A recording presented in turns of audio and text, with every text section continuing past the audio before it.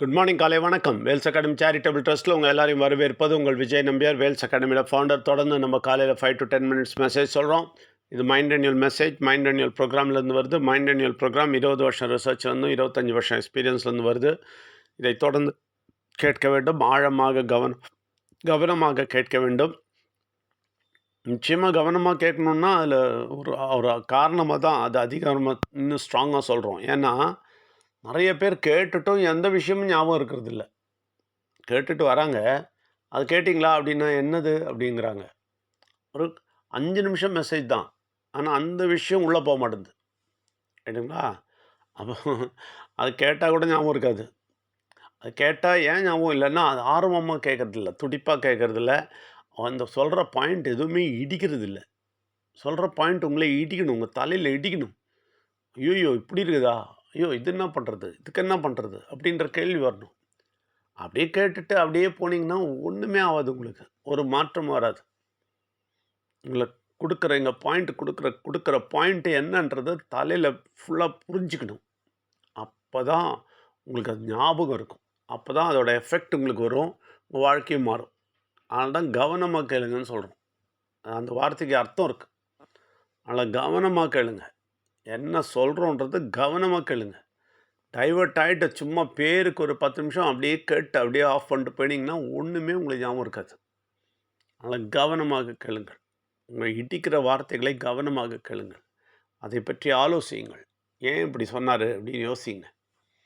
ஏன்னா 25 வருஷம் எக்ஸ்பீரியன்ஸை சொல்லிட்டு இருக்கோம். 20 வருஷம் உட்காந்து ரிசர்ச் பண்ணியிருக்கோம்.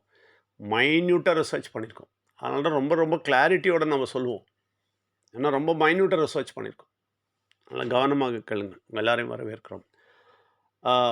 ஆக்சுவலாக என்ன ஆச்சு பாருங்களேன், இந்த உலகத்தில் நாங்கள் பார்த்ததில் ஜனங்கக்கிட்ட பேசும்போது நிறைய விஷயங்கள் ஒரு நாளும் எக்ஸ்பீரியன்ஸ் சொல்கிறோம்ல, ஒவ்வொரு நாளும் எங்களுக்கு எக்ஸ்பீரியன்ஸ் தான்.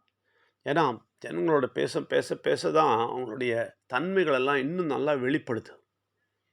நிறைய பேசும்போது வெளிப்படுற தன்மைகள் பார்த்திங்கன்னா, அவங்கள கயிறு போட்டு கெட்ட சக்தி என்ன பண்ணியிருக்கிறான், தலையிலேருந்து கால் வரைக்கும் கட்டி வச்சுருக்கிறான். இந்த கயிறை வெட்டிக்கிறதுக்கு ஒரு வழி தான் இருக்குது. இந்த கயிறு அப்படியே செதறிடுமா. இன்னைக்கு கடவுள் உண்மையாக சொல்கிறாரு, தெளிவாக சொல்கிறாரு. அந்த கயிறு ஃபுல்லாக செதறிடும் அப்படின்றார். செதறதுக்கு ஒரே வழி தான் இருக்குன்றார். அந்த வழி உங்களுக்கு தெரியணும். நான் இப்போ உடனே சொல்ல மாட்டேன். ஏன்னா அப்போ தான் கொஞ்சம் யோசிப்பீங்க. அப்போ தான் உங்களுக்கெல்லாம் ஞாபகம் இருக்கும். கயிறை பற்றி சொன்னார் இன்றைக்கி, ஞாபகம் இருக்கும். அதனால் கெட்ட சக்தி என்ன பண்ணியிருக்கான் வச்சுக்கோங்க, தெரிஞ்சுங்க. உங்கள் மண்டையை உங்கள் மூளைக்குள்ளே எல்லாம் கயிறு போட்டு கட்டியிருக்கிறான். நல்லா டைட்டாக கட்டியிருக்கான். என்னெல்லாம் போட்டு கட்டியிருக்கிறான், சினிமா பாட்டு அப்பப்பப்பப்பா அதில் போட்டு கட்டி வச்சுருக்கிறான் பாருங்க, தலை ஃபுல்லாக.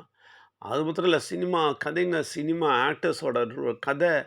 இவன் இவன் இவன் எவ்வளோ வாங்குறான், அவன் எவ்வளோ வாங்குறான், யார் இங்கே அழகன், இது அத்து அழகி யார், அந்த ஆக்ட்ரஸ், இந்த ஆக்டர், அது இது எல்லாம் தலையில் போட்டு குப்பை தொட்டியாக போட்டு கட்டி வச்சுருக்கிறான். இன்னொன்று அரசியலை போட்டு கட்டி வச்சுருக்கிறான்.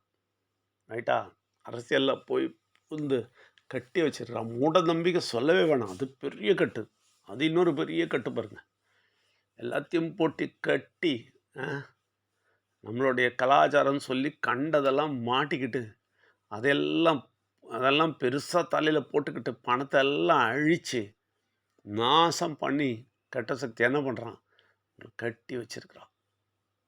அந்த கட்டு சாதாரண கட்டு இல்லைங்க, காலாகாலமாக இருக்கிற கட்டு, நூற்றாண்டுகளாக இருக்கிற கட்டு. அதை கட்டி கட்டி கட்டி கட்டி அதை அப்படியே பிறக்கும்போதே அதில் கட்டி வெளியே விட்டுறாங்க. பிறந்த உடனே கட்ட தொடங்கிடுறாங்க. பிறக்கும்போது கிடையாது, பிறக்கும்போது நல்லா தான் கடவுள் கொண்டு வர்றாரு. ஆனால் இந்த உலகத்தில் கால் வச்ச உடனே கட்ட தொடங்கிடும். கட்டு கட்டு கட்டு கட்டுன்னு கட்டி அது டைட்டாக வச்சுக்கிட்டா அது என்ன பண்ணுதுன்னா, அப்புறமா அந்த கெட்ட சக்தி என்ன சொல்லுதோ அது மட்டும்தான் பண்ணும். ஏன்னா கட்டி வச்சுருக்கிறான்ல. இப்போ ஒரு பாம் இருக்குது, இந்த பாம்பை தூக்கி போட்டால் எல்லாம் பொடி பொடியாக எல்லா கட்டும் எகிரிடும். இந்த பாம்பு போட்டோடனே எகிரினோடனே தெளிவு வந்துடும். அப்பா அப்படின்னு கண்ணு திறந்து எல்லா கட்டும் போய் சினிமா பாட்டு கட்டு, அந்த கட்டு, இந்த கட்டு எல்லாம் எகிரிடும். எக்ரிட்ட உடனே நல்லா வாழ்க்கை ரெடியாக இருக்கும். கம்ப்ளீட்டாக கட்டி ஜெயிலில் போடுற மாதிரி போட்டிருக்கான் பாருங்க. அதுலேருந்து தப்பிக்கணும்னா எக்ரிடும். அதுக்கு ஒரே ஒரு வழி தான் இருக்குது. என்ன தெரியுமா? விநாயகரை உள்ளத்திலே ஏற்றுக்கொள்ளுங்கள். அதுதான் பாம். விநாயகரை கரெக்டாக உள்ளத்தில் ஏற்றுக்கணும். கண்ணை மூடிக்கிட்டு நான் சொல்கிறேன் பாருங்கள், இதை இப்போ சொல்லு அப்படியே சொன்னால் போதும். கடவுளே, நான் விநாயகரை உள்ளே ஏற்றுக்கொள்கிறேன். அந்த விநாயகர் சொல்லும்போது உடனே அந்த உருவம் ஞாபகமே வரக்கூடாது. அந்த உருவமே கிடையாது. அந்த உருவத்தை மறந்துடுங்க. விநாயகர்ன்றது ஒரு பெரிய கான்செப்ட், வார்த்தை. ஓம் என்ற வார்த்தையை மனிதனாக அப்படியே உருவாக்கி அனுப்பின ஒரு கான்செப்ட். அது பிள்ளையானவர்ன்றது ஒரு கான்செப்ட். நல்லா புரிஞ்சுக்க. அந்த கான்செப்டை நான் ஏற்றுக்கிறேன்னு சொல்லணும். இந்த உருவத்தை இல்லை, இந்த கான்செப்டை நான் ஏற்றுக்கிறேன். பிள்ளையானவர் கான்செப்டை நான் ஏற்றுக்கிறேன். கடவுளானவரை நான் ஏற்றுக்கிறேன். உயிரானவரை நான் ஏற்றுக்கொள்கிறேன். என் உள்ளத்திலே நான் ஏற்றுக்கொள்கிறேன். கண்ணை மூடி பலமா சத்தமா புரிந்து தெரிந்து தெளிந்து அந்த உருவம் ஞாபகம் வைக்காம கடவுளானவரையும் பிள்ளையானவரையும் உயிரானவரையும் நான் உண்மையாகவே ஏற்றுக்கிறேன் அப்படின்னு அழுது கடவுள்கிட்ட உண்மையாக உறைந்து சொல்ல, அதாவது அப்படியே அப்படியே உறைஞ்சிடணும். ஐஸில் உறையிற மாதிரி உறைஞ்சிடணும் கடவுள்கிட்ட. அப்படியே உருகணும். இல்லை அப்புறமா அதில் உருகி சொல்லணும், உண்மையாகவே நான் ஏற்றுக்கிறேன். அதை நீங்கள் செய்யும்போது ஒரு பாம் வெடிக்கும் பாருங்கள். உள்ள எல்லா கயரும் எகிரிடும். எல்லா கயரும் கட்டின கயர் ஃபுல்லாக பிறந்ததுலேருந்து கட்டியிருக்கிறாங்க பாருங்க. எல்லா கயரும் வெடித்து செதறிட்டு அப்படியே ஞானம் திறந்துடும் கண்ணு. அப்புறம் எல்லாமே தெளிவடைஞ்சிடும். ஐயோ இது தப்பு, இதுவும் தப்பு. நிச்சயமாக யாருமே உங்களுக்கு சொல்லிக் கொடுக்க வேணாம். அப்படியே அடித்து நொறுக்கிடுவார். அதுதான் அதோட பெரிய அதிசயம். இந்த பாம்ஷெல் பயங்கரமான பாம்ஷெல். ஆனால் அந்த பாம்ஷெல் உண்மையாகவே உங்களுக்குள்ளே வெடிக்கணும். உண்மையாகவே இந்த கெட்டெல்லாம் போகணும். உங்களுக்கு நிம்மதி வரணும், சந்தோஷம் வரணும், வியாதியிலேருந்து விடுபடணும். நிச்சயமாக எனக்கு பணம்லாம் திரும்ப கிடைக்கணும், கடன் எல்லாம் ஒழியணும், எல்லாம் ஒழிஞ்சு வீட்டில் இருக்கிற பிரச்சனைலாம் தீரணும், எல்லாம் தீரணும். வீட்டு குடும்ப சண்டைகள், குடும்ப பிரச்சனைகள் எல்லாம் தீரணும். எல்லாமே தீர்ந்து சந்தோஷத்துக்கு நீங்கள் போகணுன்னு ஆசைப்பட்டீங்கன்னா மட்டும் உண்மையாகவே உள்ளத்திலிருந்து ஆழத்திலிருந்து இதை சொல்ல வேண்டும். ஆல்ரெடி இங்கே வந்தவங்க எடுத்துருக்குறாங்க. எடுத்தவங்க திருப்பி கூட சொல்லலாம். திருப்பி உருகி உருகி உருகி சொல்லணும். கடவுளானவரே, நான் உங்களை ஏற்றுக்கிறேன், என் உள்ளத்தில் ஏற்றுக்கிறேன். பிள்ளையானவரே, நிச்சயமாக உங்களை நான் உள்ளத்தில் ஏற்றுக்கிறேன். என் கூட வாங்க, கடவுள் கூட இருங்க. உயிரானவரே, நிச்சயமாக நான் உங்களை ஏற்றுக்கிறேன், எனக்குள்ளே இருங்க, நிச்சயமாக எனக்கு வழி காட்டுங்க அப்படின்னு சொன்னீங்கன்னா, உண்மையாகவே கடவுள்கிட்ட அழுது சொன்னீங்கன்னா, உடனே அந்த கெட்டெல்லாம் அந்த அந்த பீஸாக எகிரிடும். உங்களுடைய எல்லா பிரச்சனைகள் மாறுவதற்கான வழிகள் திறக்கப்படும். உங்கள் கண்கள் திறக்கப்படும். உங்கள் ஞானம் திறக்கப்படும்.